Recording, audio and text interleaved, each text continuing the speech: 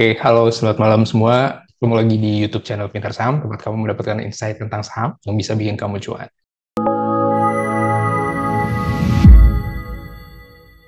Kali ini saya bakal bahas tentang sektor consumer karena berdasarkan data nih, historical, ketika 1 tahun menjelang pemilu dimulai, itu ada peluang di sektor consumer. Jadi, kita langsung aja untuk sektor consumer. Jadi, based on data ini, kalau kamu bisa lihat, oke, itu sebentar.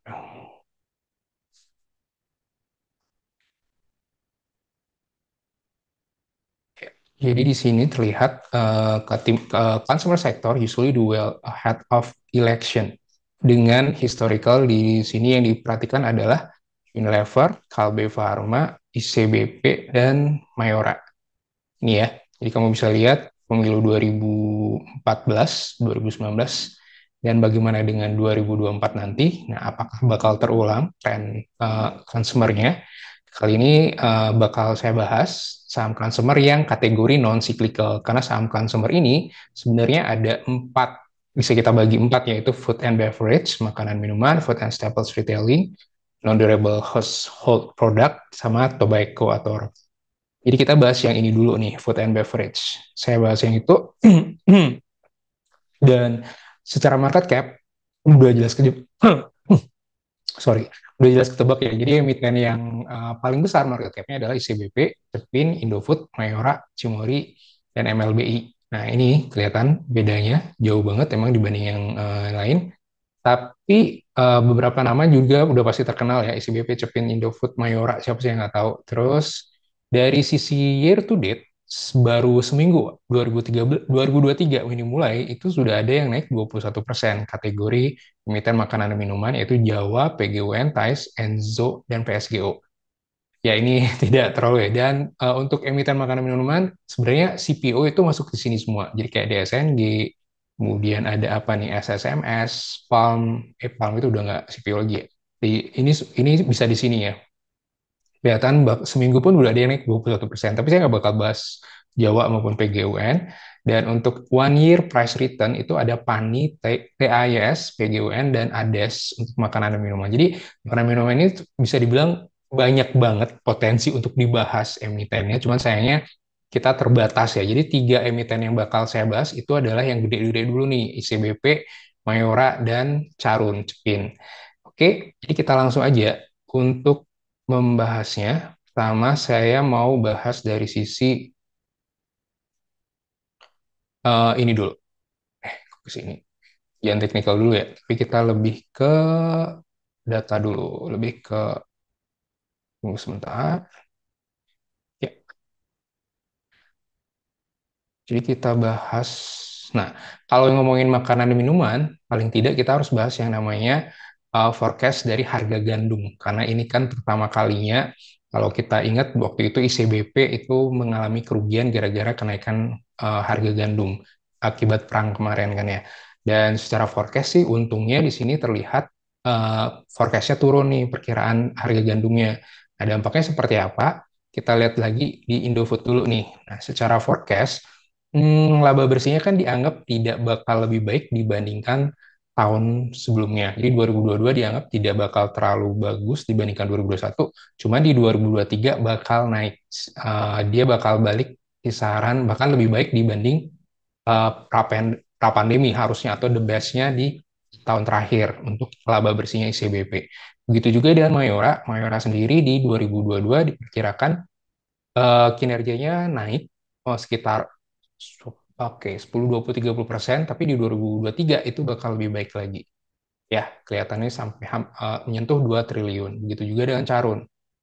Carunnya kayaknya ya di sini kelihatan ya forecast-nya dia Carun bakal tumbuh. Jadi apakah ini peluang? Tentunya menurut saya ada peluang banget nih. Memang meskipun secara kuartal 3 dari sisi ICBP maupun ICBP sendiri emang belum belum belum terlalu terlihat ya dia kinerjanya. Tapi kan kita ngomongin saham itu kan ngomongin leading indikator ya. Jadi kita berproyeksi bahwa ke depan bakal lebih baik meskipun harus diakui di minggu pertama 2023 ini kita IHSG-nya lumayan ya turun 2%.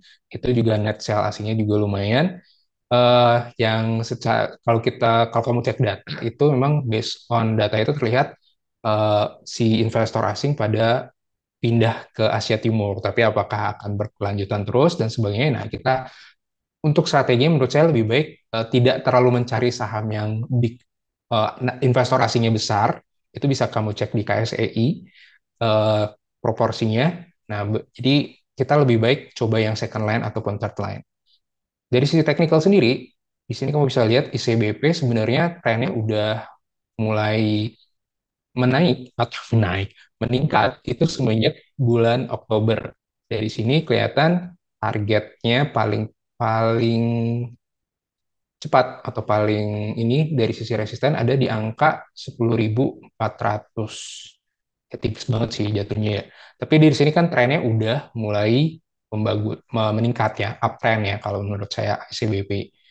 Kecuali di sisi MACD-nya aja masih belum ada tanda-tanda, tapi kalau ini tinggal balik naik aja sini. Kemudian untuk Mayora juga, nah 2 hari terakhir kan lumayan tuh turunnya. Dan dari sisi stokastik RSI juga memang sudah saatnya koreksi. Menurut saya bisa diambil ketika dia bisa jaga-jaga di support di titik sini nih ya.